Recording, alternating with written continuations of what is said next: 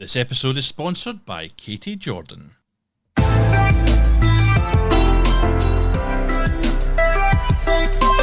Hello and welcome back to Film Pro Productivity and Success, the podcast that helps film professionals and other creative people to live a more focused, effective and happy life. My name is Carter Ferguson and this is episode 143. Time blocking.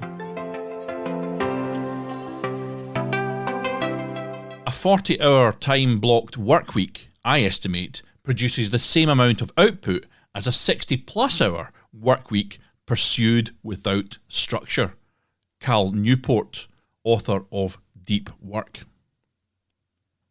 In last week's show, I asked you to consider whether or not you had become someone else's useful idiot, a term christened to describe anyone that spends their own time, money, focus, energy, contacts or whatever to better someone else's position or some other organisation's position perhaps, whilst at the same time damaging or undermining your own position. And it's another important episode, so if you missed it, it's not a long one, please do go back and check it out. While some people out there attribute Elon Musk's remarkable ability to maintain focus without distractions to his exceptional level of genius, so it's said, there is a more compelling explanation for his effective time management, and that is something known as time blocking. Time blocking is a fairly basic, standard, overreaching productivity technique that involves scheduling specific time blocks for different activities or tasks throughout your day or your week or your month or whatever. By dedicating focused periods of time to specific activities, you can enhance your efficiency, prioritize important tasks, and minimize distractions. And Elon, by the way, isn't the only multi-billionaire who uses this system. According to an article in The Telegraph, Bill Gates also breaks down tasks into small chunks. Whereas I wouldn't necessarily recommend doing the same to everyone in every situation, he schedules every 5 minutes of his day to this time management technique. Scratch a little deeper and you'll discover that he learned about this from Warren Buffett, another billionaire. So don't dismiss this technique just because of the names that I'm dropping here. This is serious stuff for any productivityist who wants to get stuff done. So let me give you a couple of examples before I go any further. Let's say you're a freelance writer with multiple client projects to manage. You can use time blocking to allocate specific time slots for different tasks. And for example, that would be you may reserve the mornings for research and outlining, the afternoons for writing and editing, and a dedicated block for client communication and administrative work somewhere along the day as well. And by consciously setting aside dedicated time for each aspect of your work, you can maintain focus, you can avoid multitasking, which I've done a show on, is not always a very good thing. In fact, it is recommended in productivity terms that you do not multitask, and you can also complete tasks more efficiently. And if you want to improve your personal productivity, you can use time blocking to structure your day. For example, you could allocate a block of time in the morning for exercise and self-care. I've started doing that from 8:30 in the morning till 10 o'clock. I go to the gym and I go for a swim. That's one thing I do, but that can then be followed by focused work blocks for specific projects or goals. So what I tend to do is travel to the office and use that time of day to work on my most important creative projects. And sometimes those creative projects it's the administrative work that I'm doing on it, but I give my best time, I tend to find, after I'd been to gym in the morning. Anyway, I've gone off on one. Where was I? So you might also include breaks or relaxation time between these blocks to recharge, and by mapping out your day and assigning time blocks to different activities, you will find it much easier to prioritize important tasks, reduce distractions, and really just make the most of your time. Stephen Covey, author of The 7 Habits of Highly Effective People, says this about time blocking. The key is not to prioritize what's on your schedule, but to schedule your priorities. He emphasizes the importance of scheduling your priorities rather than letting the schedule dictate your priorities, if you get what I'm saying. Time blocking allows you to allocate specific time slots for the most important tasks, ensuring that they receive the attention they deserve. What I like about time blocking, and I don't use it all the time, but when I've got to get something done, I do use it. But what I like about it is it puts you in the driver's seat, allowing you to proactively structure your day and your week or whatever. And that in turn allows you to make the most of the time you have. Going back to that Newport quote from the top of the show, a 40-hour time-blocked work week, I estimate, produces the same amount of output as a 60-plus hour work week pursued without structure. And Peter Drucker's got another thing he says which is relevant here. He says, until we can manage time, we can manage nothing else. And that all comes together here. And that quote, until we can manage time, we can manage nothing else, by Peter Drucker, that emphasizes the fundamental role of time management in overall effectiveness. Time blocking provides a framework for managing your time effectively by providing structure and clarity to your daily schedule. So even today, in fact, I would say that I have floundered somewhat in deciding where I should focus my time and my efforts, and it was not easy to get myself together, I've got to be honest. It's been said that what gets scheduled, though, gets done, and I find this to be very true, because if you assign specific time blocks to tasks, you increase the likelihood of completing them because they are given dedicated time and attention. And that takes me right back to the thing I hit you with all the time, which is if you write something down, you're 42% more likely to achieve it. Please remember that one. I'll keep on firing it out there. And this all ties in with blocking out, scheduling what you're doing with your time. Cal Newport writes in Deep Work, Rules for Focused Success in a Distracted World, that time blocking is about being intentional with your time rather than reactive. Time blocking is about being intentional with your time rather than being reactive, unquote. Yes, instead of reacting to incoming requests or distractions, time blocking allows you to be intentional and focused on the tasks at hand, enabling you again to work more efficiently and effectively. It's all part of the title of my intro to this show, to become more focused, effective, and ideally happy. The happiness comes from getting more out of life, getting stuff done on time, achieving more things. I'm going off on one. I'll go back to my notes. And I could go on all day with quotes and examples, basically, but I think you're beginning to get the gist of it. So here are some simple ways to apply time blocking to your life and your work. Firstly, I'd say identify your priorities. Start by identifying your top priorities, both in your personal life and in your work life, and determine the tasks or activities that are the most important and require dedicated focus. Next, once you've identified those priorities, set yourself time blocks. Allocate specific time blocks for each priority. For example, you might reserve a block in the morning for important work tasks, another block in the afternoon for personal errands or self-care, and an evening block for leisure activities. This would be an example of what you could do. I have worked where I've worked in companies which will work from 9 o'clock through to about 12:30, and they'll have a break through the morning. Then they'll work from 1:30 through to 5:30, so you get another section there, and then they'll work again from like 6:30 through till 9:30. I've worked in that sort of structure. The structure I set myself, as I say, I try to get to the gym round about 8:30, although these days it's a little bit later usually because the gym at 8:30 is a bit crazy. And then I'll go straight across the road to the swimming, and I'll get like even a 15-minute swim in after that. Just gets me freshened up for the day. But once I've left that, I've got a 20-minute drive to work. Once I'm settled in there, I'll maybe grab something for lunch on the way there. I've then got a really good period where I'm focused, and that's when I get my best work done. Then in the afternoon, I can continue that, or I can go on to other things. But generally speaking, my mornings are completely sewn up. I'm trying to squeeze in, I'm going off on one here. I'm trying to squeeze in Diamond Dallas Page's yoga, DDP yoga, into the evening session. But at the moment, I'm kind of run off my feet constantly in the back foot. So I've not managed to get that in yet, but I'm trying to plan my day to make that happen just before I go home as well. So that would happen at 6 o'clock till about 6:25, and then I'd be in the car driving home about 6:30. Anyway, you set the time blocks that work for you.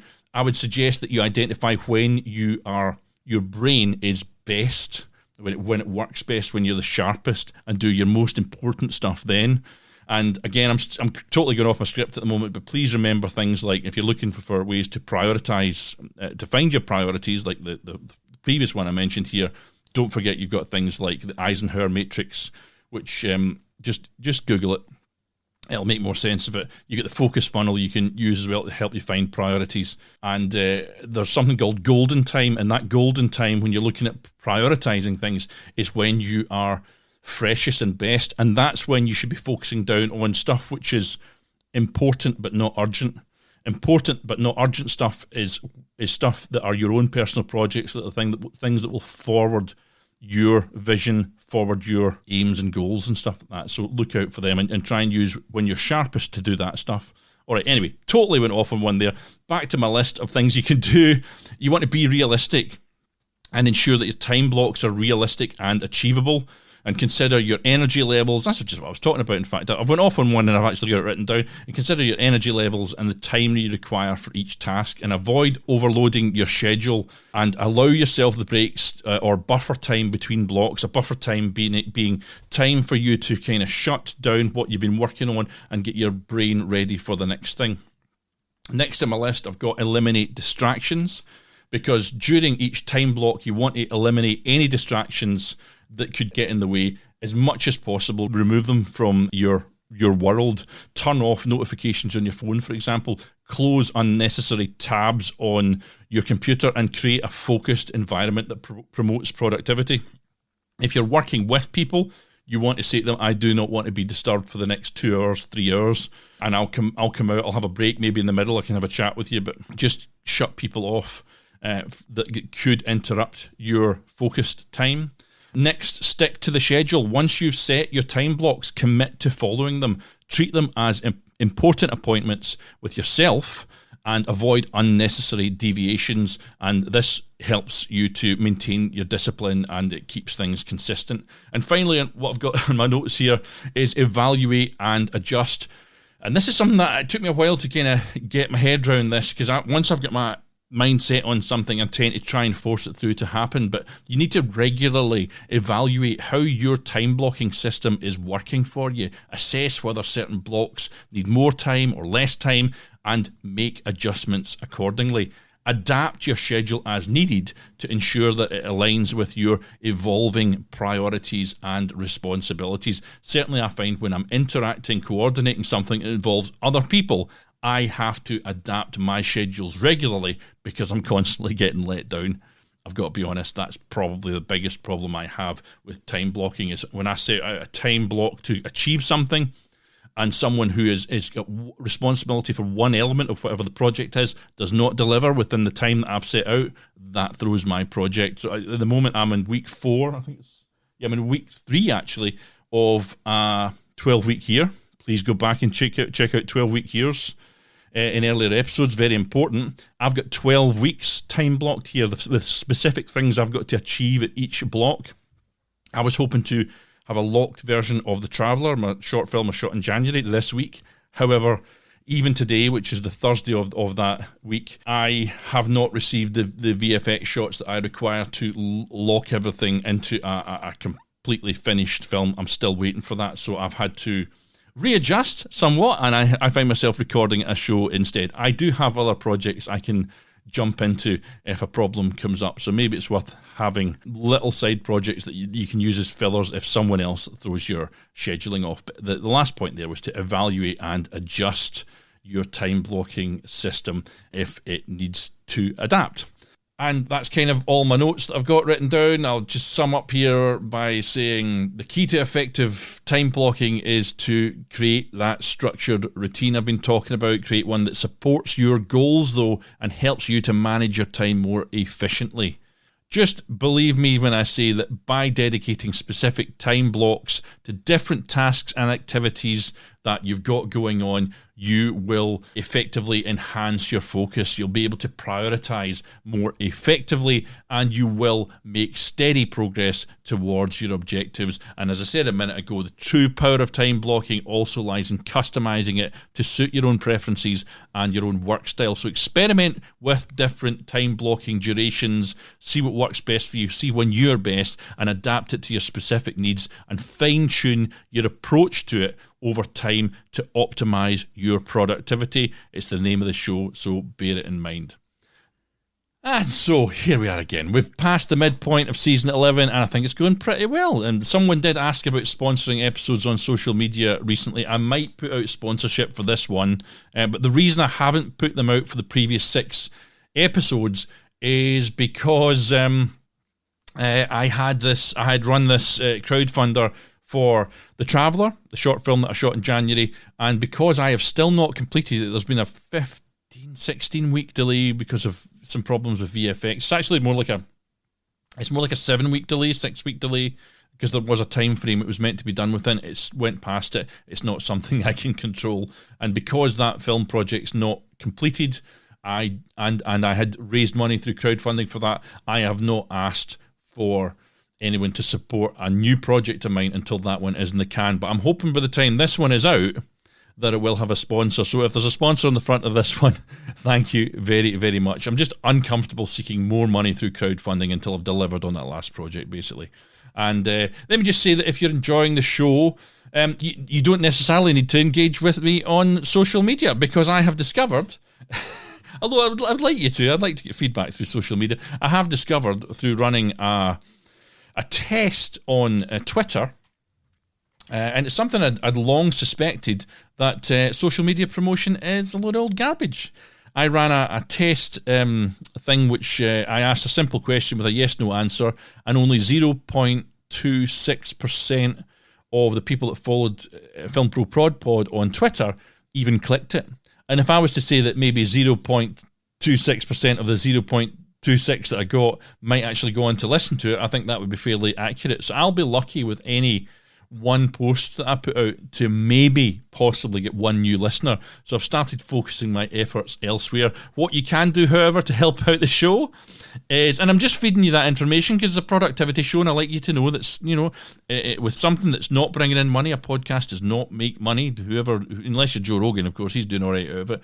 But don't waste your time on social media promotion. I've been putting my efforts elsewhere, and I've actually 10 times the audience since the start of the season. And so I think episode 4 of this season has gone out at the point that I'm recording this, so bear that in mind. But if you're enjoying the show, what I'd rather you did is leave a review for it on Apple Podcasts. That's the best thing that you could do to help the show along. If you like it, please do that. Of course, subscribe and talk about it to other people would be good as well. But that's what I'm asking for. And if you've not got Apple, jump onto the Facebook group at Film Pro Productivity on Facebook, and you can leave a review on there. Anyway, enough of that. Please do try out time blocking. There's a little bit of a call to action for you. Just put a little bit of a structure in one day and see if you can stick to it and see what difference it makes to your life. I'll tell you, it'll make a hell of a difference if you make it work for you. In next week's show, though, I'm going to be talking about the problem-solving principle of Occam's razor. So tune in for that one, same time next week. In the meantime, though, let me end with some words from William Penn, who said, "Time is what we want most, but what we use worst." Now, take control of your own destiny, keep on shooting, and join me next time on Film Pro Productivity and Success.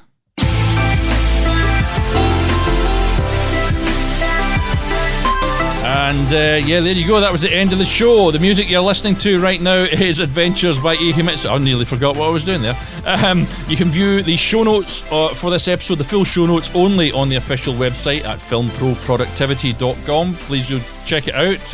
You can follow my personal accounts on Twitter and Instagram at fight_director, and I think they're the same on Threads. Yeah, that's the new one, Threads. Or check it out on Facebook as well, Film Pro Productivity. Anyway, please continue to support the show, subscribe, spread the word and all that. Catch you soon.